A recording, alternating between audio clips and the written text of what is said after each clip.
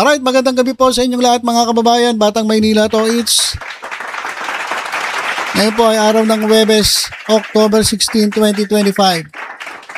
Natatandaan niyo pa po ba itong pinakita ko sa inyong video ni Sara Duterte na ibinulgar niya na merong nangyaring anomalya dyan sa DepEd.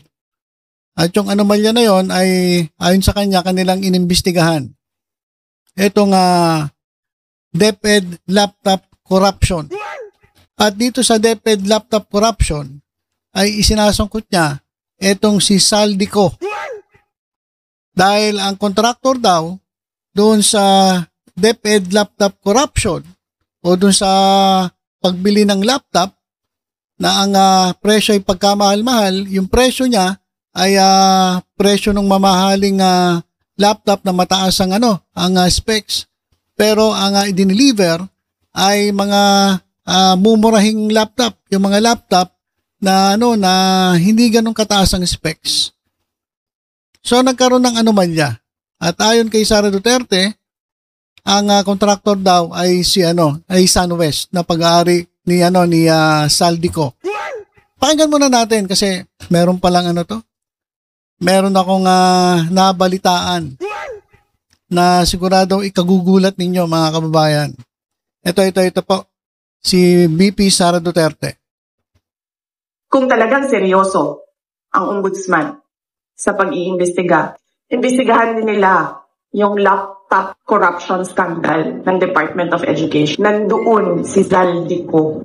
At alam ko yun dahil gumawa kami ng sarili naming investigation sa loob ng Department of Education noong ako ay secretary. May I just say na merong confidential funds na pumunta doon sa paghahanap ng ebidensya sa investigasyon na yun. Ano po naging involvement ni Saldico dun sa DepEd? SunWest ang contractor ng laptop doon sa DepEd. Okay. So, ganito yan mga kababayan. Ibinulgar ni Sara Duterte na inimbestigahan nila at lumalabas sa kanilang investigasyon na sangkot si Saldico dito sa maanomalyang DepEd laptop corruption. Pero alam nyo ba mga kababayan, meron ako nabalitaan na hindi lamang po si Saldico ang di umano'y target dito ni Sara Duterte. Kumbaga nilabas nyo to dahil itong anomalya ay pupunta kay Saldico. Pagkatapos, pupunta kay Duterte.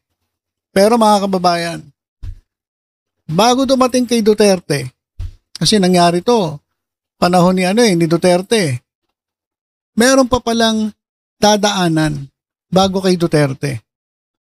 At alam nyo ba kung sino? O mamaya, sasabihin ko sa inyo. Mamaya lang konti mga kababayan Relax lang.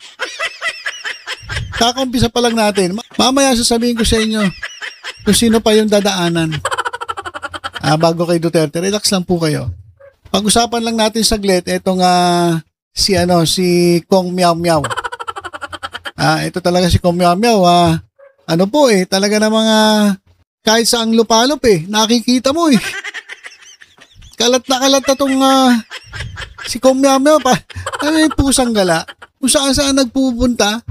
Talagang kahit ata sa ang sulok ng social media, nandoon si Kong Miao Miao.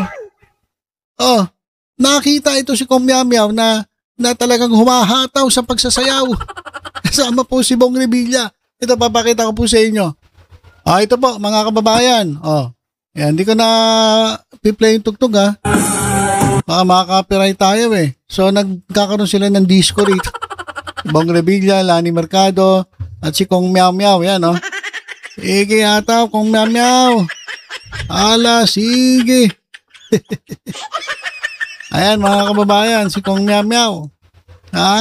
Sayawan sila. Birthday ata ito ni ni former Senator Bong Revilla na sangkot din diyan sa anomalya sa flood control. Ito raw di umano'y tumanggap ng kickback galing po sa kontraktor. Ayan po. Sige, hataw Kong Miao Miao. Ayan mga kababayan. Ito si Kong Miao Miao, meron ding sagutan na nangyari sa kanila ni Senator Trillanes. Talaga to si Kong Miao, kung lahat na lang pinatulan, mga kababayan eh. Ito, ano ba naging sagutan nila ni Senator Trillanes? Ito po, kasi na-interview si former Senator Trillanes. At sabi niya, biruin mo, ang sagot mo sa reporter, meow meow. May problema na tayo dun eh. Ayan ang sabi ni former Senator Trillanes. At meron ako nabasa, sabi niya, ito talaga mga Duterte supporter, may mga saltik. May mga tama sa utak, mga kababayan. Ito mga taga-suporta ni Duterte. Kaya isa na to si Kiko Barsaga, ito si Kong Miao Miao. Biruin mo, tinatanong ko ng reporter, sagot mo, meow meow. Kaya sabi niya, may problema na tayo doon. O ngayon, sabi ngayon ni Kiko Barsaga, inggit ka lang, dahil panalo ang meow meow ko at talo ang aw-aw mo. Ayun naman sagot ni Kiko Barsaga. So talagang ito si Kiko Barsaga, lahat na lang po, pinatulan eh. Ewan ko kung totoo to sinabi ni Harry Roque. Kiko Barsaga, you look so hot to me. Gusto kitang lafangin. Eto na nga po. Dahil gustong-gusto niya si Kiko Barsaga doon sa ginagawa niya kasi alam niyo mga kababayan, ang nakikinabang sa ginagawa ni Kiko Barsaga, ito si Harry Roque. Isa siya sa nakikinabang.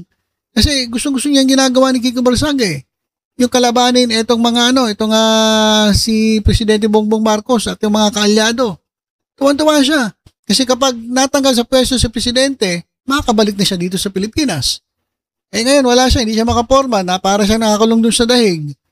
So, paano lang siya, palakad-lakad doon, hindi na nga cute eh. Hindi na cute ito si Harry Roque, cute na eh. Ewan kung totoo to pero sabi rito, you look so hot to me. Talagang pati ba naman si Kiko Barsaga pinagpapantasyahan pa. At gusto niya raw lapangin.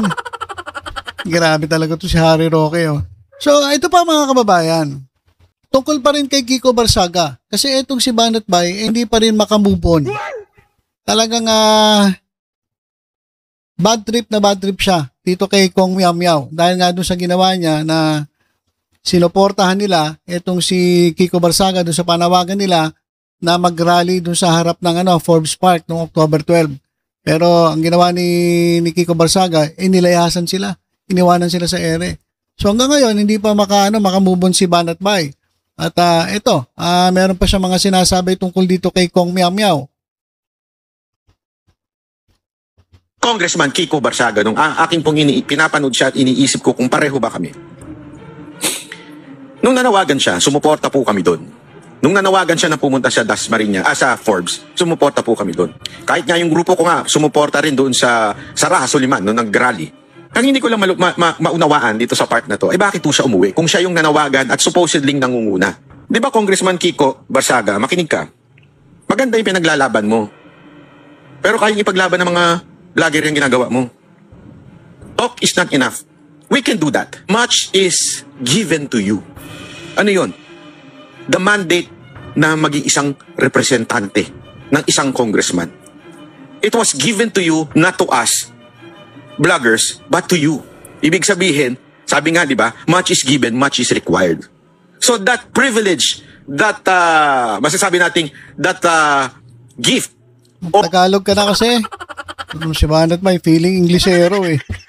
Pwede naman magtagalog. Pa-English pa. Tagalogin mo na lang. Or responsibility na maging isang congressman, we expect more from you. And I was expecting you're going to lead that rally. Pero what did you do? You went there, nag-meow-meow, nagpa-interview sa media, then umuwi. Sorry to say, I'm a bit frustrated. Congressman Kiko Barsaga. Okay, so yan. Hanggang ngayon mga kababayan, hindi lang si Banat Bay, marami na pong DDS ang galit kay Kiko Barsaga. Kasi nga parang hindi seryoso. Diba? Kunwari, sinasabi niya na handa siyang mamatay para sa bayan, para sa hustisya, pero pagdating sa rally, biglang tumakas eh. Kasi nga daw, sabi nung unang video ni Banat Bay na pinakita ko sa inyo, para dun sa kanyang safety, kaya lumayas. Alam mo Banat Bay, kaya umalis yan kasi maglalaro pa yan sa kanyang computer. mas importante yung laro, yung game sa computer kaysa sa inyo, kaya iniwanan kayo. Ginawa kayong mukhang tanga dun sa Forbes Park. So marami po, hiwa-hiwalay po ang DDS sa kanilang mga sinasabi dito kay Kiko Barsaga. Si Harry Roque, tuwan-tuwa kay Kiko Barsaga, sabi nga niya, people's congressman. Tapos gusto pa niyang lafangin. Pero kinabanat bay sa ibang grupo ng DDS, hindi sila sang-ayon sa ginagawa ni Kiko Barsaga. Kasi parang ang hindi seryoso. 'Di ba? Parang parang ang nakikita ko nito ginagamit niya lang eh. Ito mga DDS na mga utu-uto para sumikat siya. Ngayon, tingnan nyo, sikat na sikat siya. Pag nag-post siya, ang dami nagko-comment. Oh. Kaya ito, sabi dito, wag kasi kayo pauto. Naparang kayo ni Kong Meow Meow. O yan, naparang kayo. Nauto kayo, nagoyo kayo, nabudol kayo ni Kong Meow Meow. Ha? At ito pa, tingnan nyo yung Kong Meow Meow nyo. Tingnan nyo kung ano ginagawa. Oh.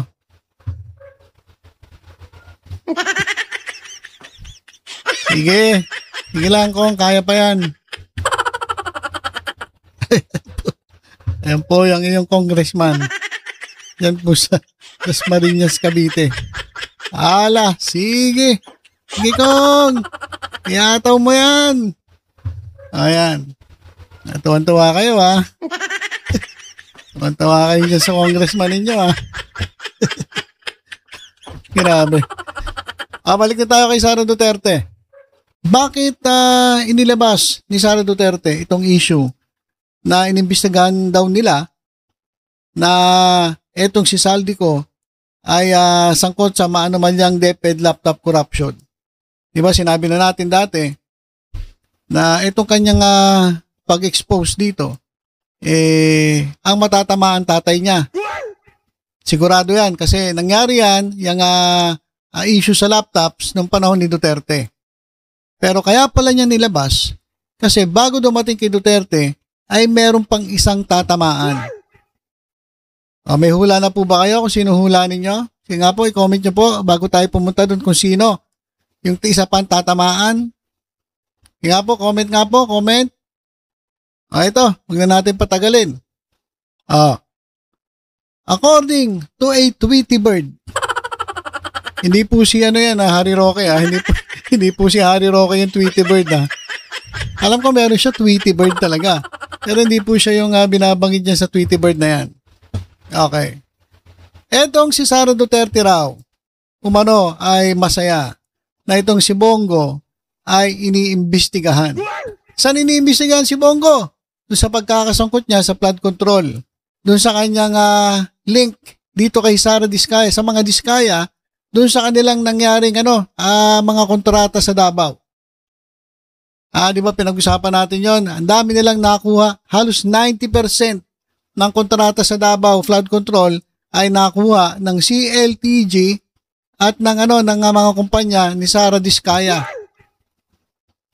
So, ang nangyari nagkaroon sila ng joint venture. Kasi nga sabi ko nga dati, yung category ng CLTG ay mababa at hindi sila pwede kumuha ng malalaking kontrata. Pero kapag meron silang kako-venture, ay makakuha sila malaking proyekto. So yun ang iimbestigahan ngayon ni Secretary Vince Dizon ng DPWH at yun din ang utos ng Ombudsman. Imbestigahan, pagkatapos pag may nakitang anomalya, pag may nakitang mga nakawan o katarantaduhan doon sa nangyaring mga kontrata sa Davao ng CLTG at ng mga construction company ng mga Diskayas, sigurado kakasuhan itong si CLTG. At sino ba yung si CLTG? Si Christopher Lawrence Tesoro Go, si Bongo. Okay. Bakit daw masaya itong si Sara Duterte na iniimbestigahan si Bongo? At ito pa, mga kababayan, alam nyo ba yung pinag-usapan natin? Ang dahilan daw, kaya ibinulgar ni Sara Duterte yung mga overpriced laptops scandal na magtuturo kay Saldico at pagkatapos kay Duterte, may tatamaan pang iba. it will also lead towards bongo. So, tatama siya. Kay Duterte, wala na siya. Kumbaga, si airpods niya, kahit siguro madamay na, wala, nandun na sa ICC. Diba? Yung mga nandirito, ay talagang pag napatunayan, sila ang tatamaan. So, Saldico, nagtatago na rin. Si Bongo, iniimbestigahan doon sa nangyari sa Davao, mga kontrata. At ito, kapag inimbestigahan itong overpriced laptop scandal, it will lead towards bongo. Paano po? Through 2021 PSDBM and DepEd. Kasi itong PSDBM, kasama rin ito sa Farmally. Wow. So, meron kasing sabuatan PSDBM, yung Office of the President. Ang dami nilang mga diskarte. So ito pala, yung overpriced laptops na ito, it will lead to Saldico, it will lead to Duterte, pero bago kay Duterte, it will also lead towards bongo. Ngayon, bakit daw masaya si Sara Duterte na iimbestigan si Bongo? At dito sa laptop, madadamay si Bongo. Bakit? Nag-comment si Noel Duterte. Isa mismong Duterte ang nag-comment. Ano sabi niya? Less competition. Ano ibig sabihin ng less competition? Alam niyo kasi mga kababayan, si Bongo, tatahimik lang yan. Pero, threat yan kay Sara Duterte. Threat yan kay Sara Duterte. Kaya kasi Basti Duterte galit kay Bongo Threat yan sa mga Duterte si Bongo. Di ba? Nagulat kayo nung eleksyon sa pagka-senator? Sino yung nag-number 1? Si Bongo, kung di ako nagkakamali, sino yung nag-number 1? Si Bongo, di ba? Malakas si Bongo. Kaya medyo ilag si Sara Duterte kay Bongo. Kaya kung may imbestigahan ito si Bongo at mapapatunayang may sala, less competition. Mababawasan yung kanya magiging kakompetensya. Kasi baka dumating yung araw na etong si Bongo ay tumakbo ring presidente. Baka nga magkasabay pa sila ni Sara Duterte. So, para less competition, talagang gustong-gusto ni Sara Duterte na siya lang, ayan, yung laptop na yon, madadamay si Bongo. Tapos meron pa siyang issue kay dun sa flood control anomaly. Dun sa sa mga diskaya. Kung ano mga diskarte nila ng mga proyekto nila sa Davao. Tapos ito pang ICC. So, natutuwa daw si Sara Duterte dahil naiimbestigahan o iniimbestigahan at nadadamay itong si Bongo. Kasi nga, medyo threat sa kanya. Kasi mukhang mas malakas si Bongo ngayon kaysa sa kanya Si Bongo tahimik lang Di ba? So yun mga kababayan, yun yung dahilan daw, Kaya inalabas si Sara Duterte. Pag politika talaga mga kababayan, walang kaibigan, wala. Yung hunger for power. Gusto mo ng kapangyarihan. Gusto maging presidente. Kahit kakilala mo, kahit kaibigan mo, kahit best friend ng tatay mo, tataluhin mo.